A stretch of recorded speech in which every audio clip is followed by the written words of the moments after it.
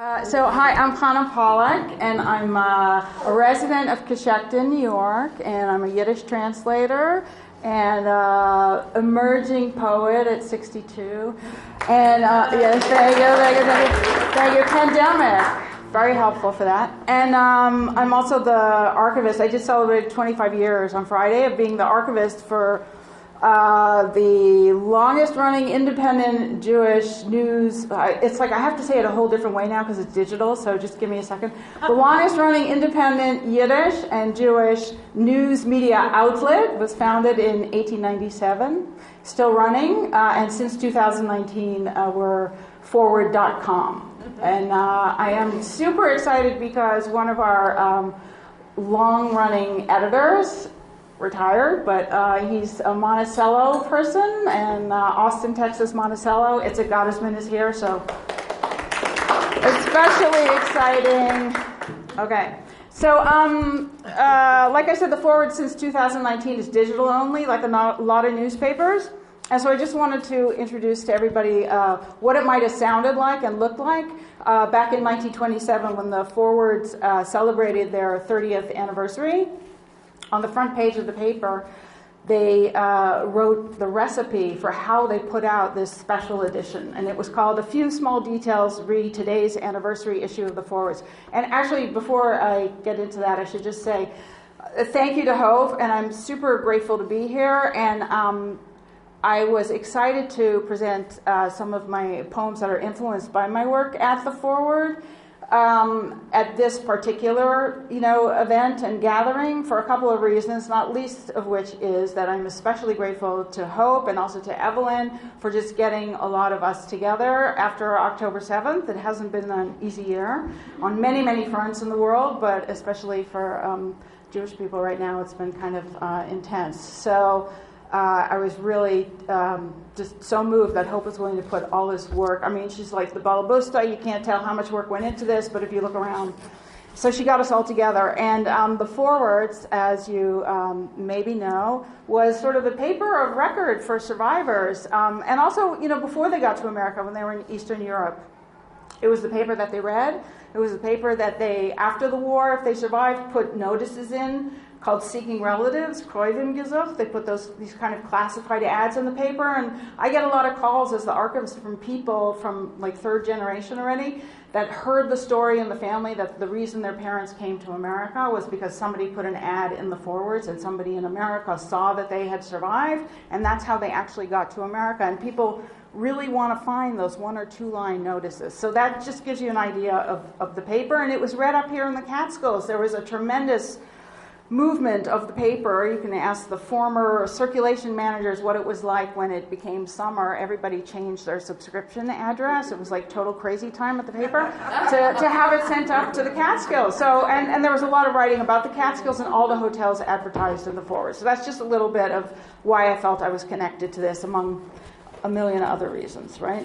So, back to 1927, this is what the recipe about how you put out a paper, a special edition, before everything was digital. It took approximately 441,000 pounds of paper and approximately 11,000 pounds of ink. Material alone takes up more than 430 columns, meaning approximately the equivalent of 600 books of 300 pages each. Approximately 80 writers from around the world participated, and it cost the Forwards approximately $35,000 to produce it. The entire issue, except for the news section, was printed and mailed throughout America a few days prior to today's celebration.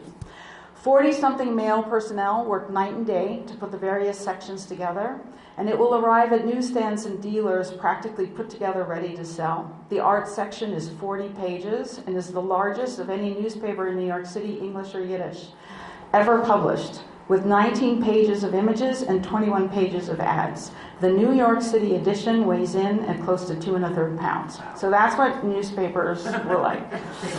Now, in 2019, when the Forwards went digital only, and like many, many, many media organizations, we also had a massive, massive let go of staff. It was very kind of unmooring, and we didn't know what it was going to be like to go forward. And so we decided to have, in Jewish culture, when the Sabbath is over, some people, especially Hasidic people, have a celebration called the Melava Malka, where it's kind of pretty serious, but it's also a little bit joyous. But it's really accompanying the Sabbath Queen as she leaves, and we just turn to secular life, and it becomes kind of hard and grinding again. The beauty of the Sabbath is gone. So we decided we should sort of have that kind of celebration to say goodbye to the print edition of the paper. And I wrote this poem for that. And it's called "This is Your Newspaper Speaking." Dear reader, this is your newspaper speaking. Remember me? I was born nearly 126 years ago on Duane Street in the Little Loft. I was born in Vilna, in Warsaw, Poland, in St. Petersburg on Hester Street, on Krochmalna, on Nordau, in Dizengoff, and in New York City on East Broadway. I offered you a true Yiddish version of the news, then also in English, and once, for a while, even in Russian.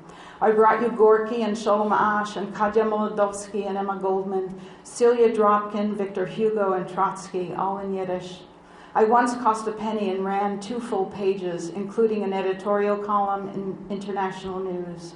There was no art at first, but there were ads, including for psychic readings and false teeth, and socialist schools, and the local downtown Russian and German newspapers, and ointments and creams for hair and for faces.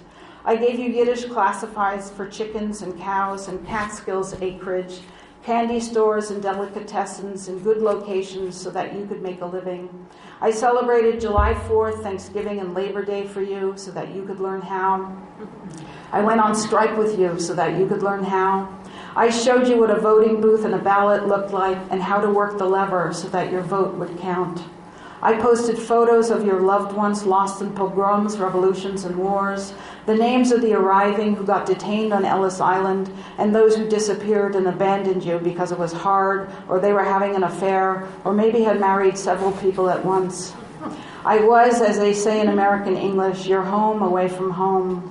And I kept some dark secrets, like how to handle the good fellas of the newspaper distribution business, and why the newsboys broke into our offices and smashed things that day in 1907. There was Joska Frankel, the stenographer, reading the most difficult handwriting, proofreaders, typesetters, pressmen, and advertising, a reference library, a mailing department. There was a Kahn, a Rogoff, a Fogelman, a Gottesman. There was a Zagat and Lola and Sylvia and Dawn, Estelle and Jaime and Fanny, Marina, Gutkin and Dawn, a Weber, a Vladik, a Sandler, a Rock, and a Norwich. In the basement, there were gallons of ink, rolls of newsprint paper, lines of text and column inches, headlines and bylines, scissors and knives and glue, the stench of kerosene in the composing room where the typesetters' lunch boxes hung on coat racks, their contents still warm and smelling like home. Okay. And along the way, I got to meet, I was lucky enough to start out there, at the end of the 90s, and there were still some of the OG forwards, some of the original folks, and a lot of them were survivors from Eastern Europe, and we mostly spoke Yiddish around the office. I didn't start talking English at the office pretty much till 2019, I think. Anyways, so this one's for one of our only women writers on staff, theater critic, and also a Yiddish teacher. And I was very lucky to be asked to get on the video project that we made, interviewing some of these last, Yiddish writers. And to do so, I had to go. She lives in Florida now, and I had to go and actually stay at her house. So I had this I was, listening to her life story, and at the same time, she was giving me a lot of Yiddish advice. So that's where this came from. And it's up on the wall, and there's actually a QR code. If you want to see the video of her, you can. Anyway, so it's called The Yiddish Teacher. After the war, the Yiddish teacher was seated in back of the transport truck with all the other displaced refugees trying to escape over the Swiss Alps to mandate Palestine.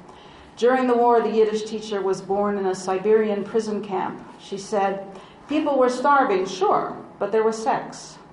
After the war, the Yiddish teacher was the only woman staff writer at the Forwards Yiddish newspaper. The Yiddish teacher remembers the first time her family ate canned Chef Boyardee spaghetti and meatballs in the Bronx. We go grocery shopping together. The Yiddish teacher loves Rao's tomato sauce. It's the best. The Yiddish teacher recommends Mavis toothpaste. It's the best, too. The Yiddish teacher retired to Florida and loves to go fly fishing. The Yiddish teacher is short and slim and round. I think if I cup my hands together, I can carry her around always. And thank you. This one's called Harvesting Waves, and during COVID we lost, he was a colleague of mine at the paper for a long time, and he was also had an amazing story of how he survived the war, being in the Polish army, then the Russian army, and this is kind of for him. Harvesting Waves. At ocean's edge, a break from COVID news, and now waves crash, bringing foam, plumy sprays of regret. I think of Michal Baran, gone this year. I miss his recall, how he stood hovering over us, all 5 feet of him, to recite from memory how man is like a tree in the field before we shipped Elena's casket across oceans. Life, living to his 90s in Polish, Lithuanian, Russian, French, German, Yiddish, praying in Hebrew, and finally his American words, his sounds like songs. Legend is he learned English watching baseball games on TV sets and shop windows while walking to the subway to work and then home again in the evenings to Brownsville, Brooklyn. I remember standing in our office doorway listening to his story of Hoda, my mother-in-law gone before I could meet her, at her friend's house in Vilna, near the Wanda Cinema where he tutored children before the war. For Elena's memory and for us, Michal recited about humans and fruit trees cut down, about the bitter taste of loss in our mouths. The sea rushes to work today, crackling and cresting. Seagulls forage for archival bits of this and that, trying to harvest what's gone. Thanks. And I've got one more from the forward, and then I'll read my translation. So this one's, every newspaper had a reception office, right? And before digital time, where I don't think there's hardly receptionists anywhere anymore. But we had the last one that we had, a woman named Marina, was just this Russian immigrant who came, sort of that last group of survivors from the Soviet Union, and brought with her a love of telling a story. So, I don't think you could come to the forward and hit reception and not get past Marina without, 15 to 20 minutes of anecdote. And so I've tried to stay in touch, and I recently talked to her, and this is after that conversation. I mean, they were just, amazing bearers of history, all these people, and I just feel very, very privileged to have been around them. So Marina says, "Happy Passover." "New, how do you survive retirement?" her sister asks her. She tells me that Bronislava had a stroke and had to close her Midtown beauty parlor across from the old office. Vinny down the block disappeared for 2 years, and suddenly she saw him again using a cane to help him walk around Bensonhurst. The last Siberian relatives in Omsk finally got their visa to Israel, hastily leaving this most recent war. No time to sell their apartment. Just go already. They fired you from your security job. The KGB is following you. So they go, Marina told me. Before this war, there was that other war. He was sent to the Gulag. Meanwhile, the family was murdered by Nazis. Released, he came home to find another one of them hang themselves at home. Still, he remained in Omsk, and now only one cousin remains there. Ich zug dir. I tell you, Marina tells me, about the Kiev friend who stayed because of her cat. Then the bombing in this recent war got too much, so she left for home in Israel, but returned because home. Over the years, we'd send her $500 every couple of months, I tell you. And now we're retired. I don't know how she survives. She receives a pension still, yes. People there help her. I don't buy anything anymore. Ich zug dir, ich zug dir, ich zug dir. And I thought I would end kind of on an upbeat. I recently found this book of poems called Farzich by Zalman Shazar, who many people might recognize the name if you know about Israel's history a little bit. He was the third president of Israel. But it turns out he was also a Yiddish poet. I just found it by accident when I actually went on an assignment for the forward to cover an erotic poetry reading in Yiddish. So you never know what's going to happen. Erotic or neurotic? Oh, right. Little column A, column B. So I'm going to read it in English, and then I'm going to just end in Yiddish. And I just wanted to say, even though it's interesting to me because it's called Taking a Break. And it's a moment where the future this is 1961, so he's not president of Israel yet, but he's still fairly high placed in Israeli governmental work and writing his poems on the side. And this is from a moment he took to rest at the beach. But what I love about it is that it also the beach in Israeli culture, like in many cultures, but in Tel Aviv culture, is really like this holy ground. And it's really kind of, you just see everybody there. There's a famous photograph, actually, people might know of the first Prime Minister of Israel, David Ben-Gurion, was standing on a headstand on the beach. You know, so it just gives you an idea of how people's love of the beach. And just to emphasize, 4 hostages, right, were miraculously found and released yesterday, and in the middle, right? And I was watching Israeli news, and there was this amazing clip where the lifeguard, you know what I'm talking about? The lifeguard on the beach got on the megaphone and just said, "I have to make this," and he announced to the entire beach-going Tel Aviv what had just happened, and the entire beach just erupted. So it's, it's kind of a sacred place. So I found this one. I couldn't believe it's almost, like imagine Golda Meir at the beach. It's just kind of like weird. So, anyways. It's just kind of, anyways. So it's called Taking a Break, 1961, Tel Aviv. The ocean is in high spirits, playing lively beats for my misery. Waves lifting off, crashing, spraying splashes of joy up and away. The sun amuses till it's gone. I'm grabbing an hour here and leave restored. My troubles remain, but my heart's open. Asha von Ruh. Spielt der Jammer freilich auf in rechten mitten Jammer. Springen Chwaljes in Geläuf, spritzen Freude hopp auf, zerstrahlt sich hell die Sonne und schnell a Ruhe und nicht mehr. Sitz ich da knappe Schau und gehe weg an Neuer, bleiben Zorres wie gewinn, ob es Herz ist freier. So thank you very much. Thank you. Thank you.